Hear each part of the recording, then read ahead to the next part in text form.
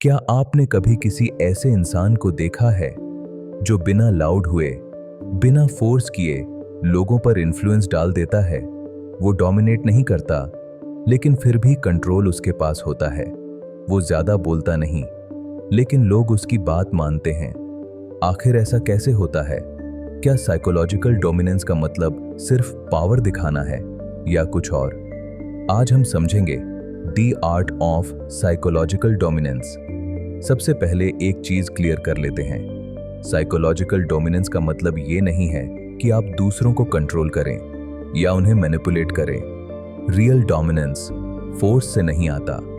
Real dominance आता है clarity से, कंट्रोल से और प्रेजेंस से। ज्यादातर लोग डोमिनेंस को गलत समझते हैं। उन्हें लगता है लाउड होना, एग्रेसिव होना या हर सिचुएशन में जीतना ही डोमिनेंस है। लेकिन रियलिटी में जो इंसान जितना ज्यादा कंट्रोल दिखाता है वो उतना ही कम कंट्रोल में होता है। ट्रू डोमिनेंस साइलेंट होता है, सटल होता है और सबसे इंपॉर्टेंट नेचुरल होता है। अब सवाल है कैसे?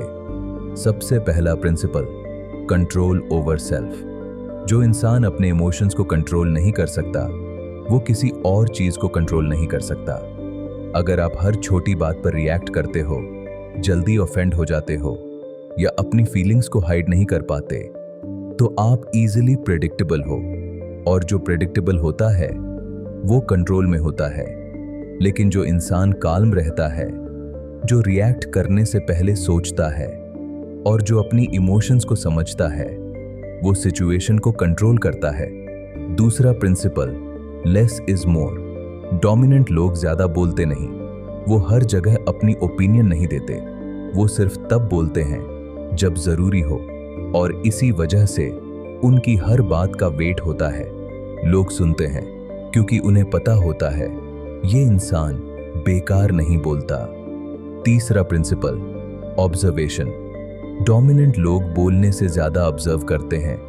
वो लोगों की बॉडी लैंग्वेज देखते हैं, उनकी टोन समझते हैं, उनके पैटर्न्स नोटिस करते हैं और धीरे धीरे वो समझ जाते हैं कौन क्या सोच रहा है, कौन क्या छुपा रहा है और कौन किस डायरेक्शन में जा रहा है।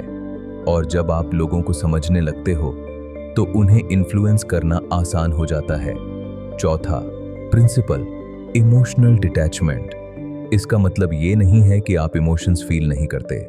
इसका मतलब है आप इमोशंस के कंट्रोल में नहीं आते। अगर कोई आपको प्रोवोक करे और आप तुरंत रिएक्ट कर दो तो कंट्रोल उसके पास चला गया। लेकिन अगर आप काल्म रहते हो तो पावर आपके पास रहती है।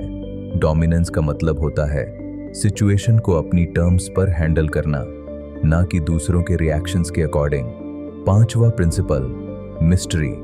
जब आप अपने बारे में सब कुछ रिवील नहीं करते, लोग आपको कंप्लीटली समझ नहीं पाते।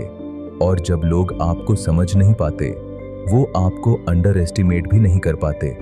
थोड़ा सा अननोन रहना आपकी प्रेजेंस को पावरफुल बनाता है। अब एक इंपॉर्टेंट चीज, डोमिनेंस कभी भी शो ऑफ नहीं होता। अगर आपको अपनी पावर दिखानी पड़ रही है तो वो रियल पावर नहीं है। रियल डोमिनेंस फील होता है बिना दिखाए। आपने नोटिस किया होगा कुछ लोग रूम में आते ही एनवायरनमेंट चेंज कर देते हैं। वो कुछ स्पेशल नहीं करते, लेकिन उनकी एनर्जी, उनका कॉन्फिडेंस, उनका कंट्रोल सब कुछ रिफ्लेक्ट करता है और लोग ऑटोमेटिकली उन्हें सीरियसली लेने लगते हैं। ये होता है साइकोलॉजिकल डोमिनेंस। अब सवाल, क्या आप इसे डेवलप कर सकते हैं? बिल्कुल, लेकिन इसके लिए आपको अपनी हैबिट्स चेंज करनी होंगी। सबसे पहले रिएक्ट करना कम कीजिए। हर सिचुएशन में जवाब देना जरूरी नहीं होता। कभी कभी साइलेंस ही सबसे स्ट्रॉन्ग रिस्पॉन्स होता है। दूसरा, अपनी बॉडी लैंग्वेज इंप्रूव कीजिए। सीधा खड़े होना, आई कांटेक्ट मेंटेन करना, काम रहना, ये सब आपकी प्रेजेंस को स्ट्रॉन्ग बनाता है। तीसरा, अपने वर्ड्स को कंट्रोल कीजिए। कम बोलिए लेकिन क्लियर बोलिए।